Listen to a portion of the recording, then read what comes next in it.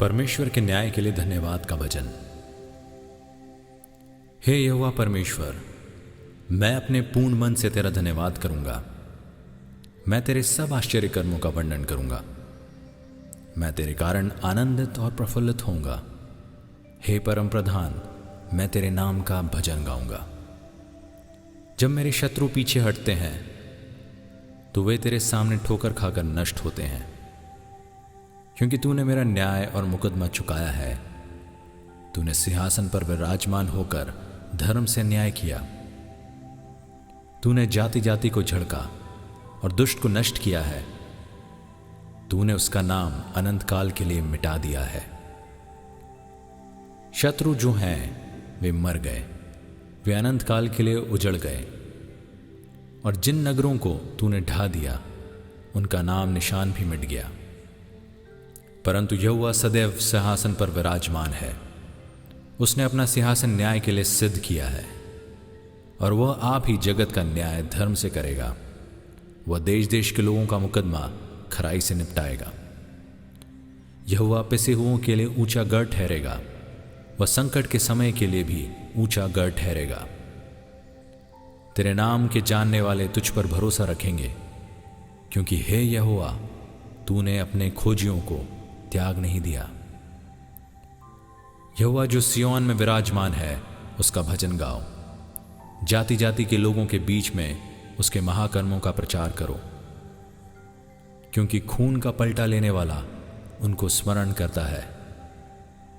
वो दीन लोगों की दुहाई को नहीं भूलता।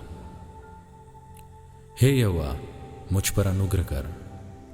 तू जो मुझे मृत्यु के फाटकों के पास से उठाता है, मेरे दुख को देख जो मेरे बैरी मुझे दे रहे हैं, ताकि मैं सिय्योन के फाटकों के पास तेरे सब गुणों का वर्णन करूं और तेरे किए हुए उद्धार से मगन हूं। अन्य जाति वालों ने जो गड्ढा खोदा था, उसी में वे आप गिर पड़े। जो जाल उन्होंने लगाया था, उसमें उन्हीं का पांव फंस गया। यहोवा ने अपने को प्रकट किया, उसने न्याय किया है। दुष्ट अपने किए हुए कामों में फंस जाता है। दुष्ट अधोलोक में लौट जाएंगे, तथा वे सब जातियां भी जो परमेश्वर को भूल जाती हैं, क्योंकि दरिद्र लोग अनंत काल तक बिसरे हुए ना रहेंगे, और ना तो नर्म लोगों की आशा सर्वदा के लिए नष्ट होगी। उठ हे परमेश्वर, मनुष्य प्रबल ना होने पाए। जातियों का न्याय तेरे सन्मुख किया जाए। हे परमेश्वर, उनको भय दिला। जातियां अपने को मनुष्य मात्र ही जाने।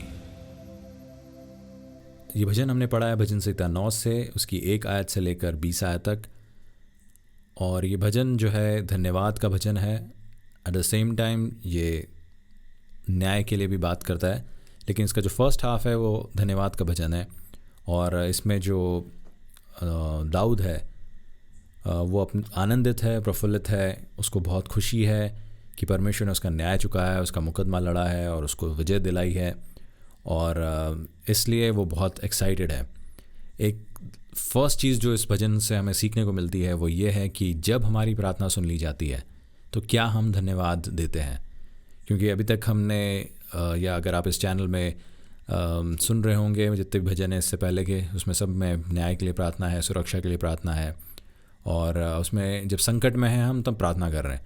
लेकिन यदि हमारी जो दुविधा है वो दूर हो गई है, जब हमको न्याय मिल गया है, तो क्या हम उसके लिए प्रार्थना कर रहे हैं, धन्यवाद दे रहे हैं कि नहीं।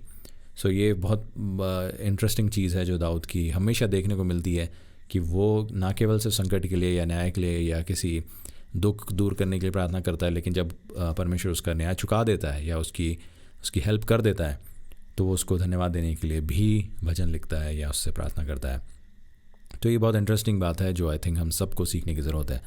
और कई बार मैं भी फील करता हूँ कि अगर मैं किसी संकट में हूँ, बिज़नेस में या किसी और परेशानी में या रिलेशनशिप में या किसी और अलग अलग तरह के संकट में, और जब मैं प्रार्थना करता हूँ तो ऑब्वियसली वो सॉल्व हो जाती है। लेकिन उसके बाद कई बार वो एटीट्यूड होता है कि हाँ ठीक है, प्रार्थना तो कर ही ली थी, सो क्या करना, एक छोटी मोटी धन्यवाद ही हम दे देते हैं, बट उतना सीरियसली नहीं प्रार्थना करते हैं जितना जब न्याय के लिए या हेल्प के लिए प्रार्थना की जाती है। तो हम सभी इस बात को सीखें कि हम भी जब हमारा न्याय चुका दिया जाए, जब हम उस प्रॉब्लम में से बाहर आ जाएं, तो हम उसको धन्यवाद दें। सेकेंडली, एक बार फिर से दाऊद ये बताता है कि how the characteristics of a crooked person is, या जो जातियाँ जो दुष्टता करती हैं या जो लोग जो दुष्टता करते हैं, वो आप ही अपने जाल में फंस जाते हैं और उसमें गिर जाते हैं। जो 15वीं आयत में लिखा है कि अन्य जातियों ने जो गड्ढा खोदा था उसी में वह आप गिर पड़े। सो बेसिकली ये बहुत इंटरेस्टिंग है कि लोग ये समझते हैं कि हम बड़े चालाक हैं, लेकिन वो एक्चुअली चालाक नहीं है, क्योंकि उनको पता नहीं है कि वो किसके हाथों में है। और जैसे कि हमको पता नहीं है कि हम कल का दिन देख पाएंगे या नहीं, या हमको पता नहीं है कि हम कल कुछ कर पाएंगे कि नहीं। या अगर आप शतरंज खेलते हैं तो आपको अगर आप एमेचर हैं और जो सामने वाला जो मास्टर खिलाड़ी है, आपको उसकी चाल का पता नहीं रहता कि वो क्या चाल चलेगा। और उसी तरह से परमेश्वर भी है कि अगर दुष्ट जो है अगर हमारे खिलाफ चाल चल रहा है तो उसको ये पता नहीं है कि परमेश्वर क्या चाल चलेगा। और वैसी कई बार चाल होती है कि उसमें वो खुद ही फंस जाता है, और जो दुष्ट है वो परमेश्वर की चाल कभी समझ ही नहीं पाता, और इसलिए वो अपनी ही चाल में अपनी ही जाल में फंस जाता है और उसको मुँह की खानी पड़ती है। दैट्स अ ब्यूटिफुल थिंग जो हमको यहाँ पर देखने को मिलती है। उसके साथ ही वो एक बार फिर से ये प्रार्थना करता है कि परमेश्वर जो मनुष्य है वो प्रबल ना होने पाए। मनुष्य कहीं ना कहीं कुछ ना कुछ तिकड़मी है, वो कुछ ना कुछ हमेशा से जो सीधे लोग हैं, साधारण लोग हैं, वो उनके ऊपर प्रबल होने की कोशिश करता है, बट ऐसा ना होने पाए इसके लिए प्रभु से दाऊद प्रार्थना कर रहा है।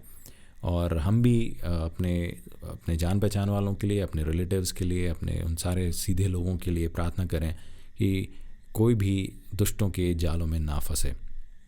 और 17वीं आयत से अगर हम देखें तो उसने साफ साफ लिखा है कि दुष्ट अधोलोक में लौट जाएंगे, तथा वे सब जातियां भी जो परमेश्वर को भूल जाती हैं वो सब भी उसमें ही लौट जाएंगी। क्योंकि एक और बात है कि दरिद्र लोग जो है अनंत काल तक बिसरे ना रहेंगे, और ना ही नम्र लोगों की आशा सर्वदा के लिए नष्ट होगी। कुछ टाइम के लिए शायद आशा नष्ट हो जाए, कुछ टाइम के लिए शायद हमको होप ना दिखे, बट सर्वदा के लिए वो नष्ट नहीं होगी।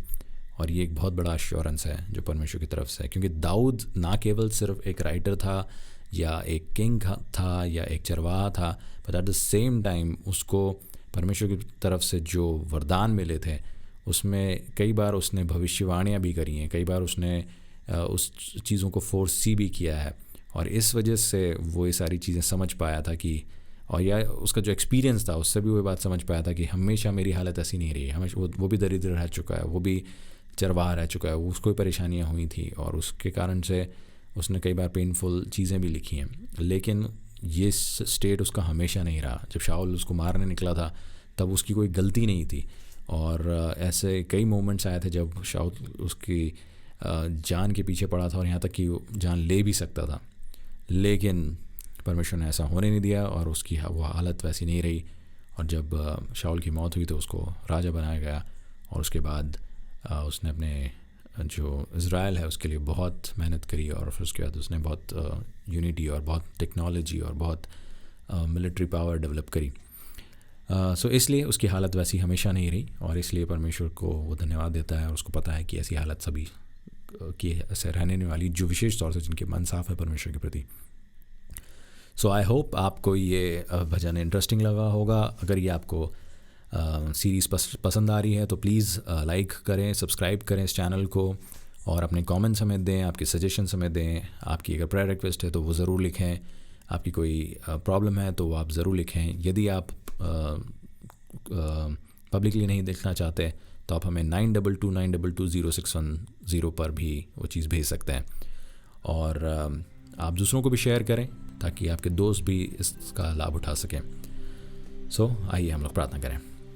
प्रभु जी, धन्यवाद है आज के इस दिन के लिए, और विशेष तौर से इस बात के लिए प्रभु जी कि हम ये समझ पाए हैं कि आप हमारी प्रार्थना को सुनते हैं और उसको रिस्पॉन्ड करते हैं और हमारा न्याय भी चुकाते हैं। क्योंकि पिछले दिनों में हम जब देख रहे थे कि दाऊद सिर्फ न्याय के लिए और सहायता के लिए प्रार्थना कर रहा था, और फिर उसके बाद ये जो धन्यवादी प्रार्थना है ये उसका प्रमाण है कि उसकी आपने हेल्प करी और उसको उसका न्याय चुकाया। प्रभु जी, हमारी मदद करें कि हम भी जब हमारा न्याय चुक जाए, हमें जब सहायता मिल जाए, जब आपकी तरफ से हमें रेमेडी मिल जाए, तो हम भूल ना जाएं आपको, और हमेशा आपके सन्मुख चल सकें और प्रार्थना करना ना छोड़ें, हमारी मदद करें।